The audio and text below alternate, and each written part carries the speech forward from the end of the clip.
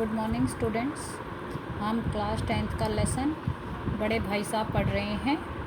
अब देखिए उसमें आगे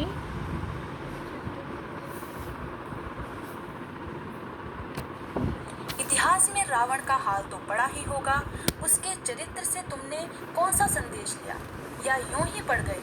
महज इम्तिहान पास कर लेना कोई चीज नहीं, असल चीज है बुद्धि का विकास। जो कुछ पढ़ो उसका अभिप्राय समझो। अब लेखक के भाई साहब लेखक को समझा रहे हैं कि इतिहास में यानी हिस्ट्री में तुमने रावण के बारे में तो पढ़ा ही होगा। उसके चरित्र कहा जाता है व्यवहार, कि उसके चरित्र से, रावण के व्यवहार से लेखक ने क्या संदेश लिया। कुछ संदेश लिया या उसने ऐसे ही पढ़ लिया? महज होता है सिर्फ इम्तिहान यानी जो एग्ज़ाम है, केवल एग्ज़ाम को पास कर लेना कोई चीज़ नहीं होती। असली जो चीज़ है, असली जो बुद्धि है वो है बुद्धि का विकास। जो कुछ हम पढ़ते हैं उसका अभिप्राय समझना चाहिए। वो ये समझना चाहिए कि वो उससे हम क्या संदेश ले सकते हैं, उससे हम क्या सीख ले सकते हैं। रावण भूमंडल का स्वामी था। ऐसे राजाओं को चक्रवर्ती कहते हैं। आजकल अंग्रेजों के राज्य का विस्तार बहुत बड़ा हुआ है, पर उन्हें चक्रवर्ती नहीं कह सकते। संसार में अनेक राष्ट्र अंग्रेजों का आधिपत्य स्वीकार नहीं करते, बिल्कुल स्वाधीन है। यहाँ पर लेखक के भाई साहब कह रहे हैं कि जो रावण था वो भूमंडल यानी पूरी धरती का स्वामी था। पूरी धरती पर रावण का अधिकार था, और ऐसे जो राजा होते हैं उन्हें चक्रवर्ती कहा जाता है, यानी जिसका पूरी धरती पर अधिकार हो उसे चक्रवर्ती कहा जाता था। और आजकल यानी जो ये कहानी है वो उस समय की है जब अंग्रेज़ों का जो राज्य है वो विस्तार हो रहा था, वो बढ़ रहा था भारत में।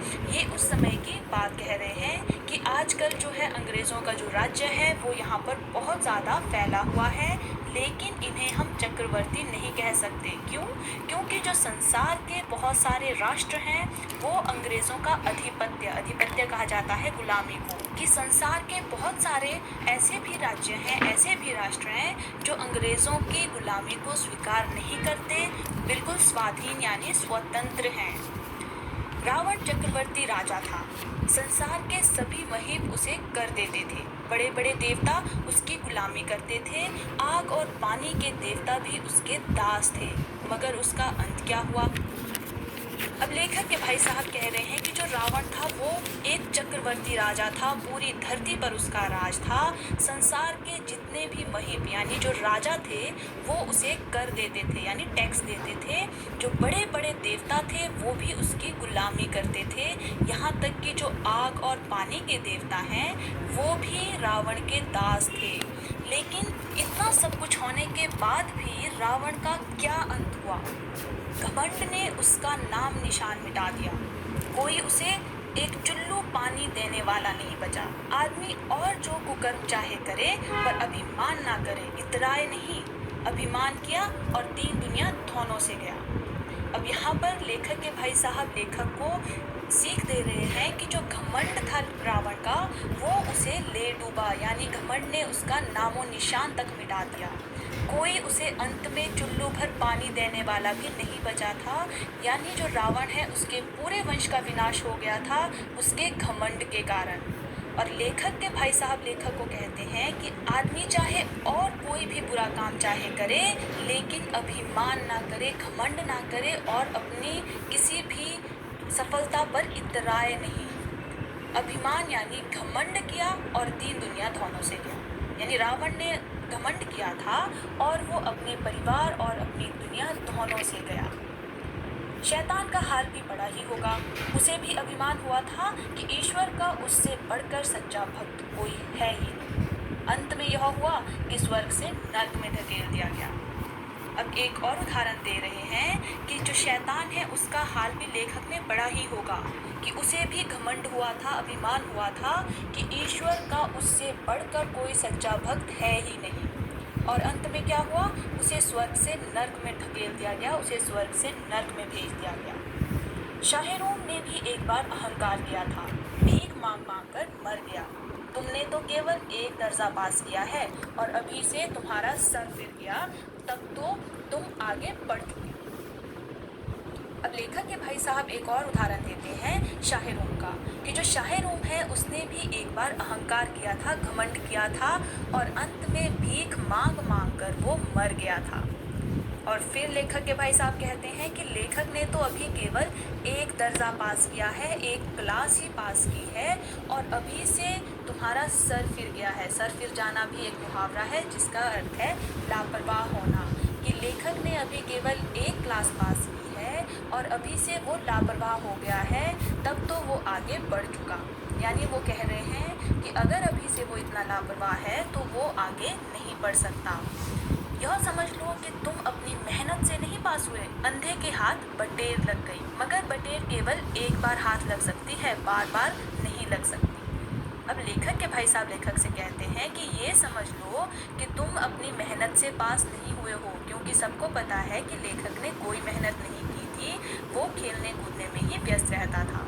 तो यहाँ लेखक के भाई साहब कहते हैं कि तुम अपनी मेहनत से पास नहीं हुए हो।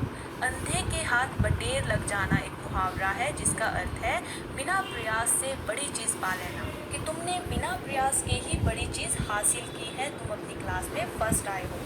लेकिन ये मत सोचना कि तुम्हें हमेशा ही ऐसा होगा, क्योंकि बिना प्रयास के बड़ी चीज़ केवल एक बार हाथ लग सकती है, बार बार वो हाथ नहीं लग सकती। कभी कभी गुल्ली डंडे में भी अंधा चोट निशाना पड़ जाता है, इससे कोई सफल खिलाड़ी नहीं हो जाता। सफल खिलाड़ी वो है जिसका कोई निशाना खाली ना जाए। अब यहाँ पर एक और उदाहरण दे रहे हैं लेखक के भाई साहब कि कभी कभी जो है गुल्ली डंडे में भी अंधा चोट निशाना होता है, अनजाने में सही निशाना लगना, कि गुल्ली डंडे में भी कभी कभी अनजाने में ही सही निशाना पड़ जाता है, लेकिन उस एक निशाने की वजह से किसी भी खिलाड़ी को सफल खिलाड़ी नहीं माना जा सकता, क्योंकि सफल खिलाड़ी तो वो है जिसका कोई भी निशाना खाली ना जाए। मेरे फेल होने पर मत जाओ, मेरे दर्जे में आओगे तो दांतों पसीना आ जाएगा। जब अलजेब्रा और ज्योमेट्री के लोहे के चने चबाने पड़ेंगे और इंग्लिस्तान का इतिहास पढ़ना पड़ेगा। अब लेखक के भाई साहब लेखक को समझा रहे हैं कि वो उनके फेल होने पर ना जाए, क्योंकि उनके दर्जे में जब लेखक आएगा तो दांतों पसीने आ जाना अर्थात बहुत मेहनत करना, कि जब लेखक उनके दर्जे में उनकी क्लास में आएगा यानी 9th क्लास में आएगा तो उसे बहुत ज़्यादा मेहनत करनी पड़ेगी, क्योंकि 9th क्लास में जब वो आएगा तो उसे अलजेब्रा और ज्योमेट्री के क्वेश्चन जो है वो हल करने पड़ेंगे और लोहे के चने चबाना अर्थात कठोर परिश्रम करना। अलजेब्रा और ज्योमेट्री के जब उसे क्वेश्चंस हल करने पड़ेंगे तो उसे कठोर परिश्रम करना पड़ेगा, बहुत ज़्यादा मेहनत करनी पड़ेगी। और जब इंग्लिस्तान का इतिहास पढ़ना पड़ेगा तो उसे पता चलेगा। बादशाहों के नाम याद रखना कोई आसान नहीं। 8 हेनरी हो गुजरे हैं, कौन सा कांड किस हेनरी के समय हुआ यह याद कर लेना आसान समझते हो। अब लेखक के भाई साहब लेखक को समझा रहे हैं कि बादशाहों के जो नाम हैं उन्हें याद करना क्या वो आसान समझ रहा है, क्योंकि 8 हेनरी हुए हैं, ये 8 हेनरी हैं और कौन सा कांड यानी कौन सी घटना किस हेनरी के टाइम पे हुई है ये याद कर लेना क्या लेखक को आसान लग रहा है।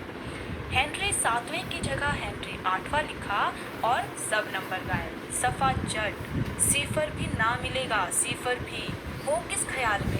दर्जनों तो जेम्स हुए हैं, दर्जनों विलियम्स, कौड़ियों चार्ल्स, दिमाग चक्कर खाने लगता है। अब यहाँ पर वो और कह रहे हैं कि अगर हमने कहीं गलती से हेनरी 7वें की जगह हेनरी 8वां लिख लिया तो समझ लो कि हमें सारे नंबर 0 मिलेंगे। सफ़ा जट यानी बिल्कुल साफ, सिफर यानी शून्य, 0 भी नहीं मिलेगा। और तुम किस ख्याल में हो, यहाँ तो दर्जनों जेम्स हुए हैं यानी बहुत सारे जेम्स हुए हैं, दर्जनों विलियम्स हुए हैं, कौड़ियों चार्ल्स हुए हैं। इन सबको याद करते करते दिमाग जो है वो चक्कर खाने लगता है, अंधी रोग हो जाता है। इन अभागों को नाम भी ना जुड़ते थे, एक ही नाम के पीछे दोयम सोयम चारुम पंचुम लगाते चले गए। मुझसे पूछते तो 10 लाख नाम बता देता। अब लेखक के भाई साहब कहते हैं कि अंधी रोग यानी रात रात भर पढ़ के आंखें कमज़ोर हो जाती है। और इन अभागों को यानी जो ये नाम रखने वाले थे इतिहास में, हिस्ट्री में जो ये नाम रखने वाले थे उनको शायद नाम ही नहीं मिलते थे, क्योंकि एक ही नाम के पीछे वो केवल दोयम सोयम चारुम या पंचुम ये सारी चीज़ें लगाते चले जाते थे और नाम एक ही रखते थे। लेखक के भाई साहब कहते हैं कि अगर वो मुझसे पूछते तो उनको 10 लाख नाम बता देता।